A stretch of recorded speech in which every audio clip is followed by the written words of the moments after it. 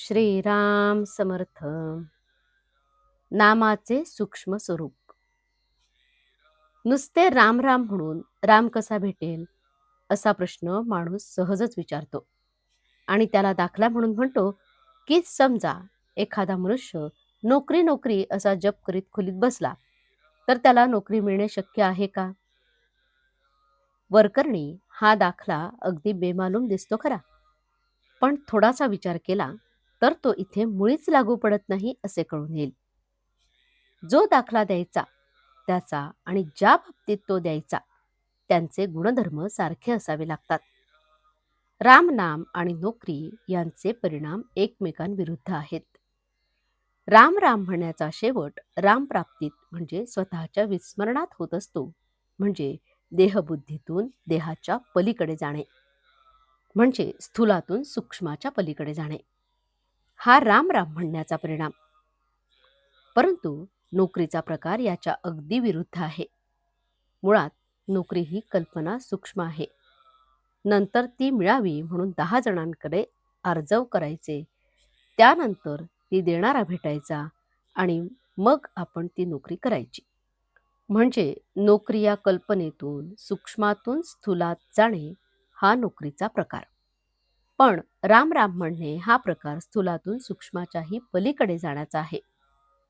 यावरून नोकरीचा हा दाखला इथे लागू पडत नाही हे स्पष्ट होते. दुसरी गोष्ट म्हणजे नोकरी नोकरी असा जप करून नोकरी मिळणे कठीण हे तर खरेच, पण राम राम म्हणून राम मिळणे कसे सोपे किंबहुना कसे हमखास शक्य आहे हे पहा. नोकरी म्हणजे मुळात कल्पना असून ती प्रत्यक्षात आणण्याकरता इतर अनेक गोष्टींची कशी जुळवाजुळव करावी लागते हे आपण आत्ताच पाहिले. तसेच घर बांधणे ही कल्पना, ती पुरी करून ते घर सर्व बाजूंनी सुखसोयीचे आगार व्हावे या हेतूने सर्व जिन्सा पैदा करून त्यात आणून ठेवणे म्हणजेच कल्पनेतून कृतीत येण्याचा प्रकार झाला.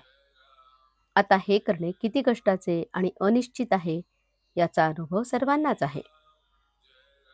राम राम म्हणण्याचे उद्दिष्ट स्थूलातून सूक्ष्माच्या पलीकडे जाणे हे आहे. अगदी सर्व बाजूंनी परिपूर्ण आणि भरलेले घर एक एक वस्तू फेकून देऊन रिकामे करण्यासारखे आहे. ही गोष्ट करण्याची इच्छा असल्यास कोणालाही सहज होण्यासारखी आहे. तेव्हा नोकरी नोकरी म्हणून नोकरी मिळणे जितके कठीण तितकेच राम राम म्हणून राम मिळणे निश्चित आहे. सबब राम राम म्हणून राम कसा भेटेल अशी शंका न घेता राम राम जपावे.